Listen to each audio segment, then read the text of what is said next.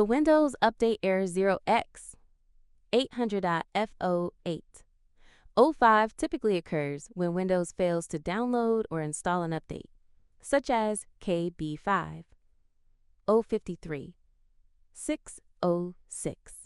This error usually points to issues related to missing update dependencies, system file corruption, or Windows Update component failures. Here are the common fixes for this error.